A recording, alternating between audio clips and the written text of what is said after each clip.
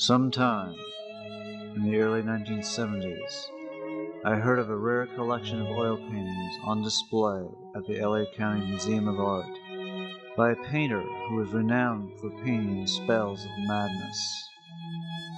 I was drawn to this display by a curiosity I was developing for the psychology of genius that surrounded the reputation of this painter, who had already left an indelible mark on the history of Impressionist art.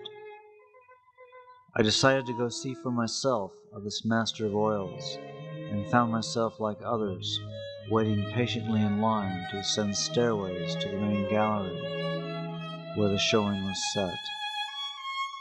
Curiously, I studied the faces of those exiting patrons of the gallery, and what I saw will stay with me forever. Expressions of a kind of mood of disbelief and grief beset those many countenances as they had brushed with the living dead.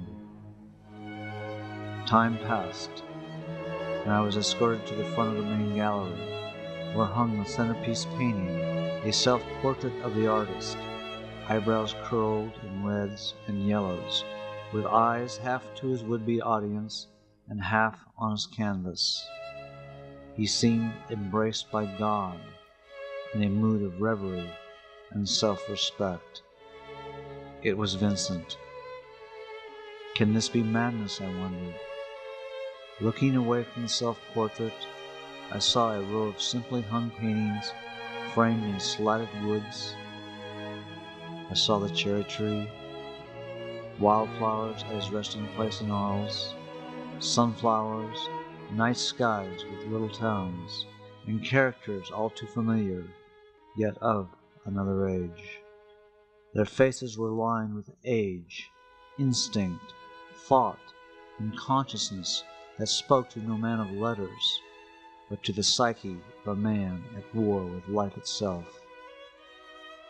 A war to repossess the dispossessed, a war to inhale the vacuous pretensions of social being and exhale them as the impossible impostors of human invention that no character of his would reveal.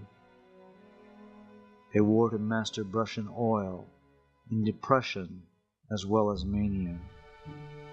A war to connect the very consciousness of the soul to nature itself. A war to free himself of asylum rule and paint as a free man in fields of wildflowers, in gardens of irises, in parks of the city, even in his own asylum bedroom. I was overwhelmed. At some moment in time, memories of that visit struck me like the ring of a smooth glass bell, foretelling of the transparent and mysterious complexities that were to become my existence as an artist. At some moment in time, I dropped like a hammer to the rule of my own madness and despair. I lay in bed for 4 years, away from friends and art. In my desperation, I sought word from Vincent, who convinced me that my struggles had purpose to them, that they were there to deepen my spirit and prepare me to take on the difficult challenges that lie ahead of me. In strange moods of sleepiness, ideas and visions would appear to me to resolve questions as to how to evolve my artwork to a new genre that idealized transparent colored light and put it into context of infinite and variable imagery that would suggest nature and consciousness in a visually melodic way. The artwork is an application that portrays other worlds and our own familiar ways of viewing the transformation of nature as it interests us and makes life challenging and sweet for us.